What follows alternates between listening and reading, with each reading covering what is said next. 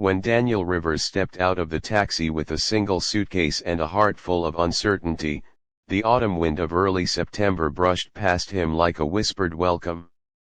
He had just arrived for his first semester at Crestwood University, a place known for its brilliant professors, towering libraries, and cutthroat law program. But Daniel wasn't thinking about any of that. He was too worried about rent. His parents, living 2 states away in rural Ohio, had stretched their finances as far as they could. The university dorms were expensive, and part-time jobs weren't guaranteed. So when Daniel found a cozy room for rent in a quiet residential neighborhood called Willow Street, owned by a young widow reportedly kind and understanding, he signed the lease without hesitation. The house stood at the corner of the street, pale blue walls, wide windows, a small garden bursting with marigolds. As Daniel walked up the steps, his nervous fingers tapped the wooden railing. He rang the doorbell, and within seconds, the door swung open. She stood there. Emma Hartley. In her mid-30s, wearing a soft beige sweater and jeans, her brown hair loosely tied, and warm hazel eyes radiating a gentle strength. She looked nothing like the strict, distant landlord Daniel had imagined. Instead, she had the warmth of someone who learned how to rebuild her life one day at a time. "You must be Daniel," she said with a smile that instantly softened his nerves. Yes, ma'am." "No ma'am, please. I'm not that old," she laughed. "Call me Emma." She led him inside. The house smelled faintly of vanilla candles and freshly brewed coffee. Wooden floors stretched through the hall, polished and gleaming. Everything felt calm. Safe. What Daniel didn't know was that this house had once been silent with grief. Emma's husband, a firefighter, had died 3 years ago in an accident. She had lived alone since then, the house echoing with memories and a loneliness she carried quietly. Renting out the spare room wasn't about money, it was about filling an emptiness she never admitted aloud. Daniel settled quickly. His room on the second floor had a small balcony, a study desk, and shelves he filled with law books and childhood photos. Every morning, he heard Emma downstairs making coffee. Sometimes, she played soft old jazz music while tending to her marigolds. They barely interacted at first, a greeting here, a polite nod there. But fate knows how to create moments that change lives. One rainy October evening, Daniel returned from campus drenched, exhausted, and clutching a pile of notes.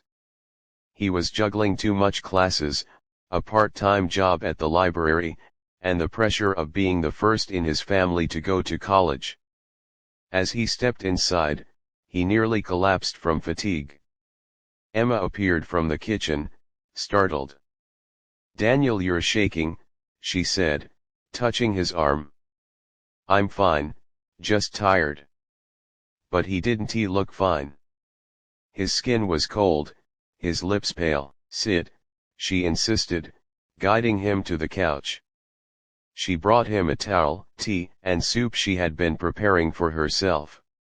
Daniel tried to protest, but she silenced him with a gentle firmness he couldn't ignore.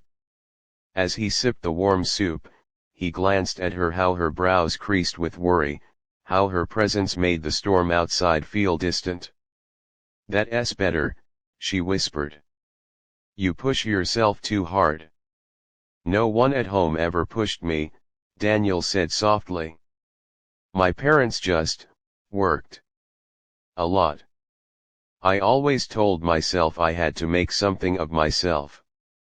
"And you will," she said, her voice warm like sunlight. "Just don't forget to take care of the person doing all the work."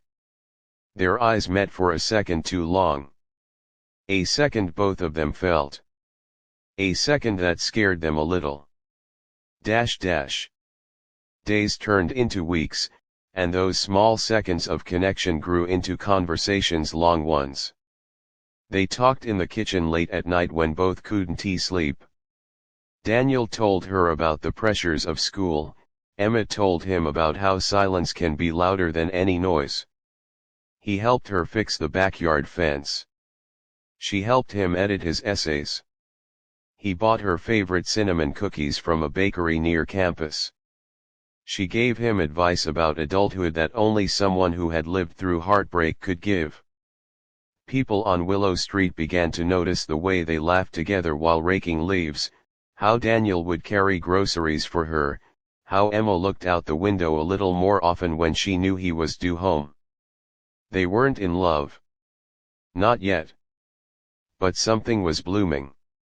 Something that scared them both. One evening in late November, Daniel found her sitting on the porch steps, wrapped in a quilt, staring at the sky. He sat beside her without speaking. "Hard day?" he asked. She nodded. "It's my husband's death anniversary." Daniel felt the weight instantly.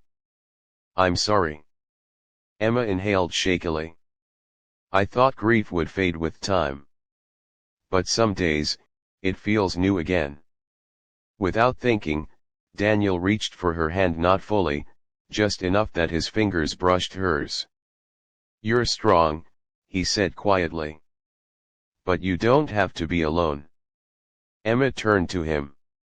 There was no romantic flicker in her eyes, only honesty. "Daniel, someone like you shouldn't be tied to someone like me. I'm older, I'm complicated." He shook his head. "You're human. And kind. And real. And I've never felt more at home anywhere than I do here." Her breath hitched. "But nothing can happen," she whispered. "I know," he replied. "But that doesn't stop what I feel." She stood abruptly and walked inside, leaving the conversation suspended like a fragile thread in the wind. December was cold. And so was the distance between them. Emma avoided long conversations. Daniel kept to his room. The house felt tense, as though the walls themselves knew something had shifted. Both pretended nothing had been said, but both replayed the porch conversation every night. A week before Christmas, Daniel found Emma at the kitchen table surrounded by unpaid bills. Her hands were trembling. When she realized he was there, she wiped her eyes quickly. "Sorry," she murmured. "Didn't hear you come down." "You're behind on the mortgage?" he asked gently. She looked embarrassed. "It's been a tough year." Daniel didn't say anything. He pulled out his chair and sat. "Let me help." "No," she said immediately. "You're a student. You shouldn't worry about my problems." He leaned forward. "Emma, I care about you. Whether you want me to or not." Something in her broke a dam she'd held up for years. She began to cry silently, and Daniel moved to her side, pulling her into an embrace without thinking. She clung to him. He held her. And in that moment, the gap between them dissolved. On Christmas Eve, snow fell thick and soft. They cooked dinner together: pasta, garlic bread, and hot cocoa. The house felt warm for the first time in months. After dinner, they sat by the living room fireplace. Daniel glanced at her as she tucked a strand of hair behind her ear. "Can I say something?" he asked. Emma nodded slowly. "I don't want you to be alone anymore," Daniel said. "And I don't want to pretend I don't feel what I feel." She exhaled shakily. "Daniel, I've been fighting this for months." "Why?" "Because I'm older. You're starting your life. I've lived mine. We're from different worlds." He shook his head.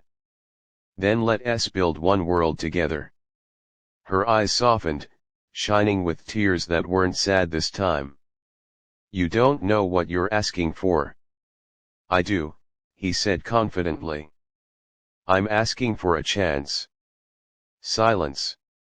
Warm. Heavy. Electric.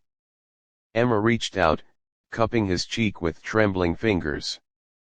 Daniel. I don't know how this happened. But you've brought life back into this house. Back into me. He placed his hand over hers. Then let me stay. And slowly, gently, she leaned into him. Their lips met soft at first, like a question. Then deeper, like an answer. The world outside melted into snow and silence. Dash dash. Winter turned to spring, and their love grew quietly like the marigolds that bloomed again in the garden.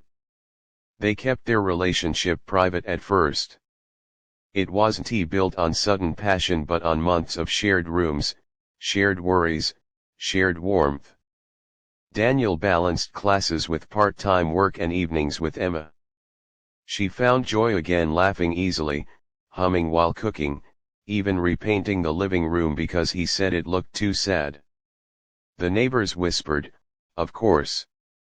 But whispers couldn't shake what they had. One Sunday morning, Daniel found Emma in the garden, sunlight resting on her hair. She looked peaceful, more alive than she had in years. Emma, he called softly. She turned with a smile. Yes. I'm not renting this place anymore. She laughed. Oh, moving out. He stepped close, sliding his fingers into hers. No, I'm building a life here. With you. Her heart skipped. Daniel, I love you, he said simply. Her breath caught. Her eyes filled. And then with a voice trembling but sure she whispered, I love you too. Dash dash. Life wasn't perfect. But it was theirs. A young man still building his future. A woman who had learned to live again. A house that went from silent grief to shared laughter. And a love that grew not from fairy tale magic but from something far more powerful, two lonely souls finding home in each other.